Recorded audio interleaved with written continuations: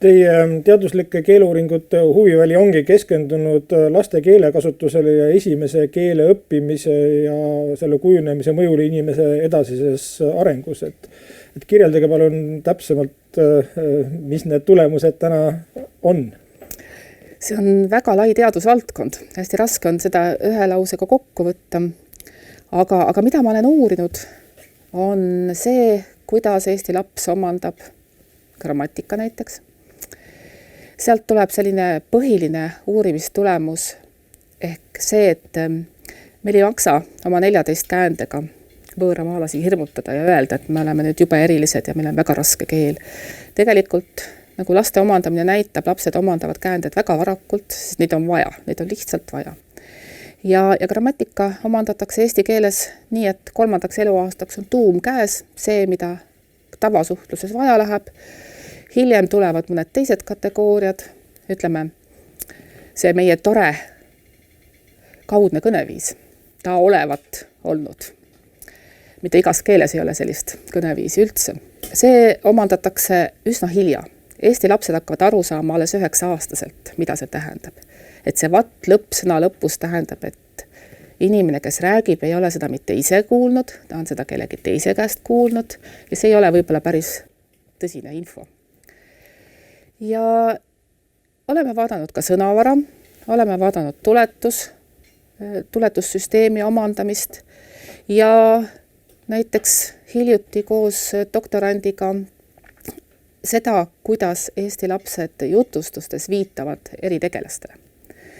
Näiteks, et kui esimese pildi peal on kitsetall, et jutustuse alguses öeldakse, et üks kitsetall läks jalutama ja kuidas teist korda viidatakse siis, et see kitsetall või lihtsalt kitsetall või hoopis tema ja vaadanud, kuidas need viiteahelad siis kujunevad ja kuidas lapsed viitavad. Kuidas meie laste tänast keelekasutust mõjutab see, et tihtilugu kasvatakse mitmekeelses peres, elatakse mitmekeelses kogukonnas, rääkimata sellest, et mängud ja meediakanalid, mida laps hakkab võib-olla väga varajases nooruses jälgima, on samuti väga mitmekeelsed. Et kuidas see on eesti keele kasutusse oma mõju andnud? Ma arvan, et mitmekeelsus ei ole midagi uut, ka Eesti kontekstis ilmselt mitte. No, ma ise tuletan vahel meelde oma vanaema, kes oli niinimetatud omaaegse terminoloogia järgi vaherääkija. Tegelikult oli tõlk siis eesti, vene, saksa keele vahel. Meie lapsed kasvavad praegu üles enamasti mitmekeelses keskkonnas. Ja kuidas see mõjutab, kindlasti ei tee see esimest keelt halvemaks. Et see vana metafoorika anumast, et keel oleks justkui, või inimene oleks justkui anum, et mahub üks keel talle sisse, et tegelikult nii ei ole, mitu keelt mahub ja kohe varasest noorusest peale mahub.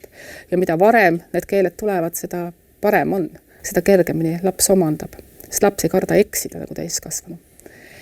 Ja ma arvan, et niimoodi nähtavalt empiirilise andmestiku põhjal on küll näha, et teised keeled mõjutavad oma sõnavaraga.